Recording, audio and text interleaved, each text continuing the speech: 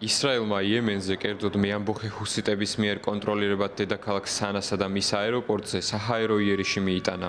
ინფორმაცია ისრაელის პრემიერ-მინისტრმა ბენიამინ ნეთანიაჰუმ გუშინ 26 დეკემბერს დაადასტურა. იერიშის შედეგად დაიღუპა 3, ხოლო დაშავდა 16 ადამიანი. დაჯგუფების წარმომადგენელი თავდასხმას იემენელი ხალხის წინააღმდეგ ჩადენილ დანაშაულად აფასებს. საჰაერო იერიშის დროს აეროპორტში ჯანდაცვის სოფლიო ორგანიზაციის გენერალური დირექტორი ტედროს ადანომ გებრეისუსი იმყოფებოდა.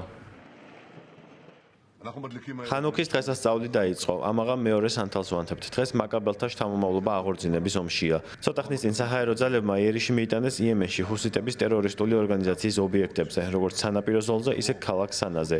გადავწყვიტეთ ამოვზირკოთ ირანის ბოროტების ფესვები და ამ საქმეს გავაგრძელებთ. ისრაელმა საჰაერო იერიში მას შემდეგ მიიტანა, რაც 4 შაბათს იემენიდან გაუშვეს რაკეტა, რომელმაც ისრაელში სირენები გაააქტიურა.